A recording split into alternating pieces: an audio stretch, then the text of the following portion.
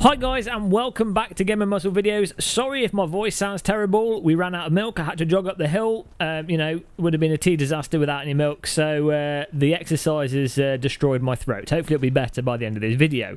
But we have been playing Day of Infamy. More Day of Infamy. Because it's absolutely fantastic. A while back we did a video saying how it's really cool having a game that's essentially a new version of the original Day of Defeat. Following on from that, we had some people saying, no, it's just Insurgency with World War II modded Insurgency, which I can see where they're coming from, because obviously it is built on the original Insurgency engine, and it has World War II weapons on top of that.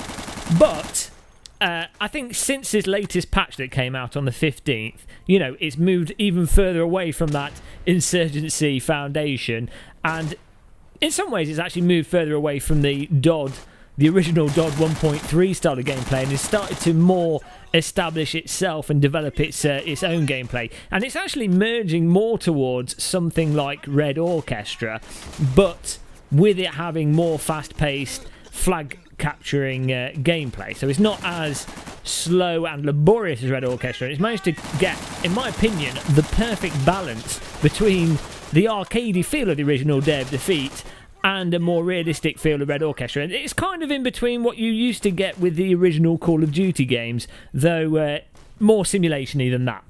Hopefully that's not confusing, but it probably was. But all in all, having played this a bit more now, it's just absolutely extraordinary. I'm really, really loving it, and it's really getting me back into first-person shooters. I kind of had a bit of a break of them. I've got into VR games, and 2D games kind of lost their appeal a bit.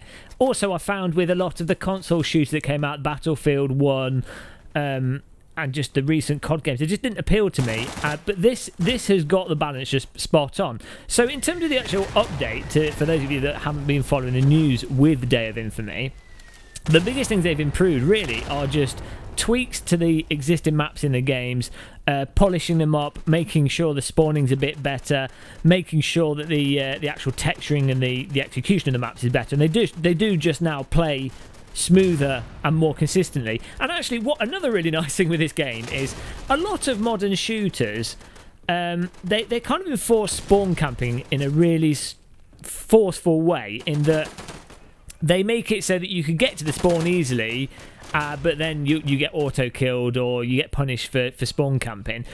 The way they've set this up is that it's almost as if spawn camping is encouraged. Not out-and-out spawn camping. You can't literally sit on the spawn when someone spawns in and shoot them, so it's not really spawn camping. But you can basically go to the last flag, slightly in front of it, in front of the enemy spawn, and then protect that flag, allowing your team to capture the map.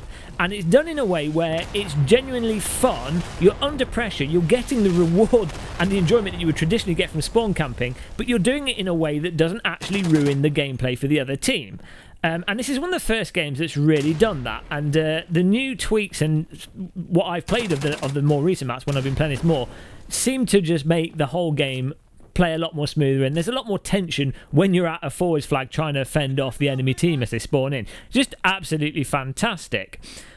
So yeah, we've just had these basic updates to the maps, improved skyboxes and details, as I say.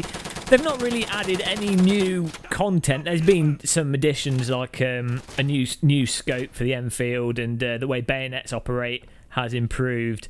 But no like massive content changes. It's just they've polished it and continue to polish it, and they're obviously still working on it. And as I say, for me, it's just fantastic to be able to essentially play the old DOD maps in a new version of DOD. It's like a sort of nostalgia combined with actually interesting new gameplay and depth, suspense and pacing that's just utterly lacking from many other shooters on the market at this point in time. So really, if you haven't got it, what I'm saying is you need to pick it up. Even if you're picking it up for the full price, I think it's at $19 at the moment. It's around about £15. But even if you're not prepared to pay the full price, definitely put it on your wish list, because it's the type of game where it'll be aggressively priced in sales, and the developers of this have done that with other titles that they've worked on. And again, I've literally just talked 4 minutes positively about something which is completely wrong. We've just lost World War II. I know I was German. It's okay. Hitler has not taken over Europe today. They were defeated. Yeah, I've just been talking positively about this, so we need to say something negative. It's not perfect. It still needs work on it, and they are obviously working on it. The biggest problems at the moment with the game are, or the most noticeable problem, is how players move and sometimes how they lag around. Sometimes people jump about quite a bit. Even if their ping's okay, they sometimes sort of warp around and the movement's a little bit stuttery and juddery. It's not all the time, but it's enough to be an irritation, and it's magnified. If someone's got a worse ping, it can be really, really annoying.